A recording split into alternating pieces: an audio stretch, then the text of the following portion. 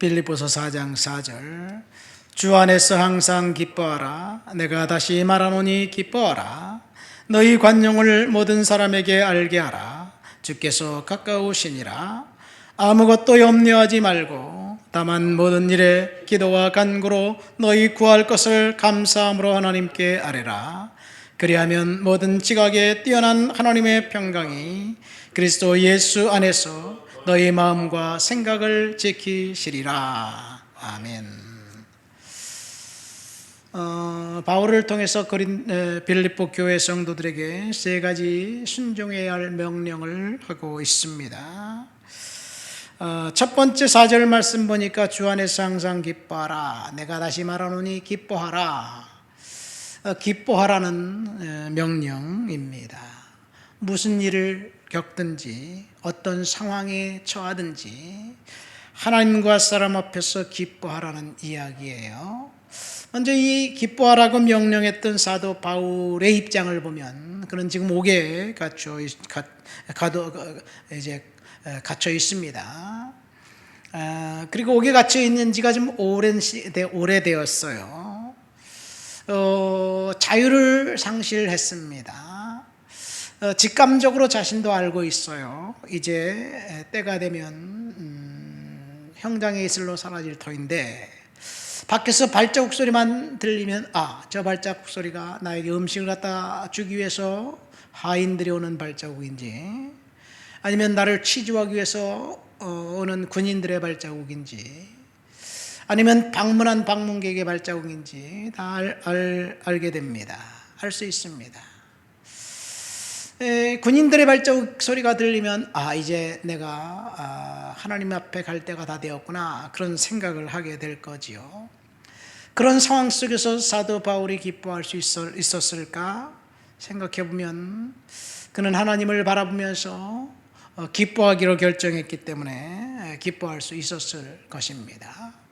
오늘날 우리들은 기뻐할 수 없는 세상에 살고 있습니다. 기쁨을 빼앗아갑니다. 뉴스만 틀면, 매스컴만 보면 좋은 소식보다는 나쁜 소식만 들립니다. 뉴스도 그래요.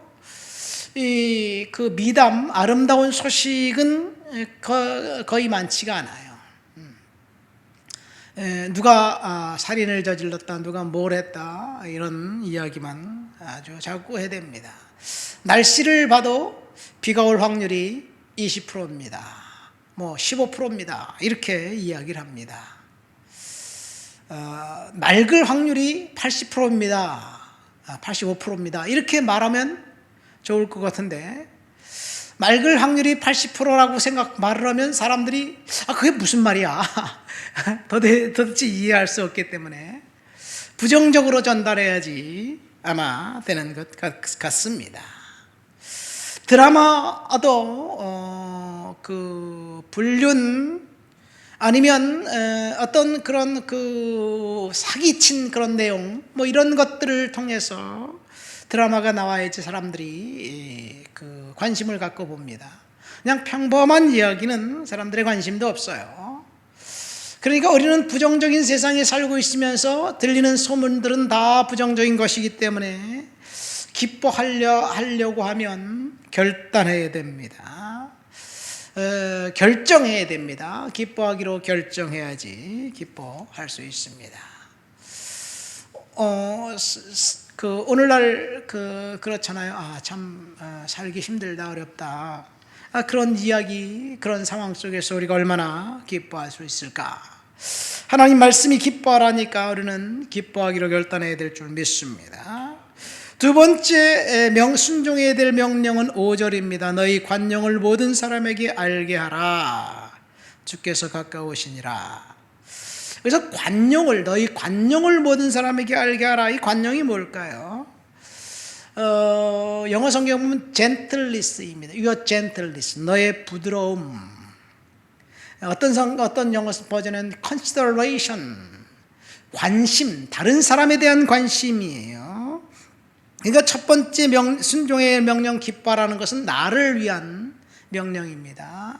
저와 여러분들이 이 세상을 살 때 우리를 위해서 부정적인 것 바라보지 말고 하나님 앞에 감사하며 기뻐해라, 그런 이야기고, 두 번째, 너희 관용을 모든 사람에게 알게 하라, 그렇게 말씀하신 것은 다른 사람을 위해서는 부드럽게 살아라, 섬겨라, 그들을 위해 봉사하라, 이런 말씀입니다. 다른 사람들을 도와주라는 그런 말씀이에요. 남을 위해 살라는 이야기이지요. 그런데 그렇게 살 수 있을까요? 우선 내가 중심인데, 사실 남을 위해 사는 것 굉장히 중요합니다. 다른 사람에게 섬기고 봉사하는 사람이 있어야 이 세상이 살만한 세상이 되는 것은 사실입니다. 남을 위해 봉사하는 삶을 살 때 제가 경험한 바에 의하면 좀 조절을 잘 해야 되겠더라고요. 그냥 무조건 사랑을 섬기고 도와준다고 그것이 달까? 나의 호의를 원수로 갚아주는 사람들이 종종 있어요. 도와달라고 해서 도와줬는데 알고 봤더니 사기친 것이었어요. 저도 한번 그런 일을 당해가지고 굉장히 힘든 일을 겪었어요. 어떤 목사님이 도와달라고 해서 도와줬는데 알고 봤더니 그것이 다 거짓말이고 사기였더라고요. 근데 그런 일들이 한두 번 있으면요, 다른 사람들을 믿을 수가 없어요. 그래도 믿어줘야 될까? 선교한다 그래서 열심히 도왔는데 그것도 또 사기였어 보니까. 내가 사람들을 잘 못 봐서 그럴까? 어쨌든 다른 사람들을 섬길 때 조금 좀 조심해야 될 것은 있는 것 같아요. 저희가 귀국하고 난 다음에 영어학원을 했어요. 원당에 있을 때 영어학원을 정식으로 고향 교육청에 이제 등록을 하고 영어학원을 했어요. 그 밑에 복지관이 있어. 그 복지관에서 또 이렇게 복지 선생님들 어떻게 목사라고 영어학원 한다니까 왔다 갔다 하고 만나다가 아이들 좀 케어해 달라고, 좀 특별한 케어가 있는 필요한 사람들, 그러기도 하고, 어떤 사람이 목사님 도와주세요, 이 사람 좀 참 살기가 힘듭니다. 그래서 제가 순수한 마음으로 우리 아내와 같이 도와줬어요. 그래, 그럼 너는 어차피 수업은 진행되니까 그냥 참석해라. 돈 냈다는 말, 안 냈다는 말 하지 말고 참석해라. 그래서 아이들을 이렇게 이제 영어 공부를 가르쳐 주었어요. 그렇게 해서 이제 열심히 돈 받는 애 있고 안 받는 애 있고 그러는데, 돈 안 받는 애들은 상황이 다르더라고요. 오고 싶으면 오고 말고 싶으면 말고요.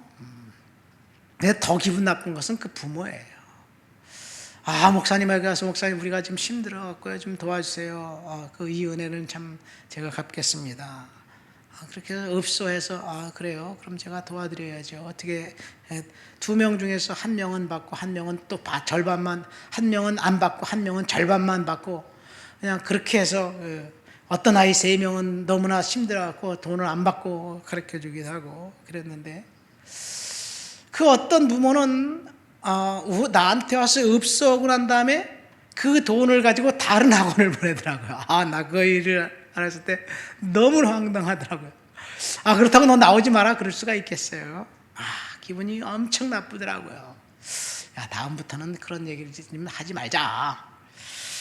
그런데 그래서 열심히 배운 애들은 그 방화동에 있을 때는, 강서구에 있을 때는 외고 간 아이가 있어요. 정말 열심히 영어 공부해가지고 외고까지 보내고 그랬는데, 그렇게 이용하는 애들은 결국은 영어 공부도 안 하고 오히려 더 영어에 대한 취미만 떨어뜨려갖고 공부를 못하게 되더라고요. 왜냐하면 그 나쁜 기억만 갖고 있기 때문에 그래요. 그러니까 하나님이 정리하시는 것이 아닌가, 이런 생각이 됩니다. 그럼에도 불구하고 다른 사람에게 관용을 해야 됩니다. 마지막 세 번째 명령은 6절 말씀입니다. 아무것도 염려하지 말아라. 그리고 기도해라는 이야기, 염려하지 말라는 이야기예요. 염려 안 될까요? 염려되는 일이 우리들에게 분명히 있습니다. 염려가 됩니다. 걱정이 됩니다. 어떻게 해야 될까요? 염려 안 하겠다고 결정했다고 염려가 안 되나요? 상황을 바라보면 염려는 자동이에요. 환경을 바라보면 염려는 자동으로 찾아옵니다. 자동으로 찾아오는 염려를 누를 수는 없어요, 사실은. 그래서 염려를 안 하려면 여기 보면 아무것도 염려하지 말고 기도와 간구로 너희 구할 것을 감사함을 하나님께 아뢰라. 하나님께 기도하래요. 염려되는 일을 가지고 하나님 앞에 나와서 기도하면 하나님이 우리의 그 마음과 생각을, 여기 7절을 보면 마음과 생각을 지키시리라. 마음과 생각을 바꿔주셔서 염려에서 해방될 수도 있지 않을까, 이런 생각이 됩니다. 그러니까 염려되는 것들을 하나님 앞에 내려놓으면 하나님께서 책임져 주실 거예요. 어니 젤린스키라는 심리학자가 인간이 염려하는 것들에 대해서 이렇게 조사를 해봤더니 이 40%는, 우리가 염려하는 것에 대한 40%는 절대 일어날 수 없는 일을 염려하는 거예요. 날씨가 이렇게 추워지는데, 이렇게 날씨가 추워져 지구의 종말이 오면 어떡할까? 뭐 이런 염려, 아주 염려병, 온갖 잡다한 염려는 다 갖고 와서 염려하는데 40%는 절대 일어날 수 없는 일입니다. 그리고 우리가 염려한 것의 30%는 이미 일어난 일이에요. 지나간 과거예요. 지나간 과거를 들추면서 염려하고 걱정하고 그것 때문에 미래가 지배받아갖고 그런 일들이 일어나요. 그러니까 70%는 이 염려할 필요성도 없고 염려해서는 안 될 것들인데 우리가 염려하는 거예요. 그 다음에 4%는 불가항력적인 거예요. 내가 아무리 염려하고 내가 아무리 조심한다고 해도 일어날 일은 일어나는 거예요. 그리고 4%는 노력하면 바꿀 수 있는 가능한 것들이 염려라고 이야기합니다. 그렇게 되면 한 78% 정도는 염려할 필요성이 없는 것이고, 나머지는 염려할 것이 아니라 그냥 우리가 그때 부닥쳐서 일을 진행하면 어쨌든 하나님께서 바꿔주시고 해결해 주실 것이 아닐까 생각됩니다. 염려하지 말고 기도하면, 여기 7절 말씀에 보니까 하나님의 평강이 그리스도 예수 안에서 너희 마음과 생각을 지키시리라. 문제는 마음의 상태예요. 사실 염려하는 것도 우리의 마음에서 나오는 거예요. 우리의 마음이 부정적이면 염려하고 마음이 긍정적이면 그래도 희망을 볼 수 있는 거예요. 그 마음을 지키는 것이 가장 중요하죠. 돈이 아무리 많다고 해도 그 돈 많은 것이 우리 마음을 지켜줄 수 있나요? 돈이 육신을 조금 편하게 할 수 있어도 우리 마음을 지켜줄 수는 없어요. 그래서 사람들이 마음 편하게 살았으면 좋겠다, 이렇게 생각하는 것들이 대부분 사람들의 사고방식이죠. 그래서 하나님이 우리의 마음을 지켜주시면, 그러면 응답 받은 거예요. 사실은 돈이 없어도 마음의 평강이 찾아오면, 앞으로 해결될 문제가 있지만 그 해결될 문제가 해결될 기미가 보이지 않아도 마음의 평강이 찾아오면 그 해결해야 할 문제를 우리가 능히 이길 수 있지 않을까, 이런 생각됩니다. 오늘 주님이 3가지 순종해야 할 명령을 우리에게 말씀하셨어요. 첫 번째, 항상 기뻐해라. 나를 위해서 기뻐하는 거예요. 두 번째, 너희 관용을 모든 사람에게 알려줘라. 다른 사람을 위해서 우리는 부드럽고 섬기며 사는 거예요. 우리 모두를 위해서는 염려하지 않고 기도하는 거예요. 여기서 기도는 다른 사람을 위한 중보 기도입니다. 우리 그렇게 오늘 하루 하나님의 은혜 가운데 살게 되시기를 예수님 이름으로 축원드립니다. 하나님 아버지 감사합니다. 오늘도 주님 앞에 나와 주를 높여드리고 주를 찬양하고 주를 예배하고 성령의 능력과 충만과 거룩한 역사로 살아가도록 도와주옵소서. 예수님 이름으로 기도합니다. 아멘.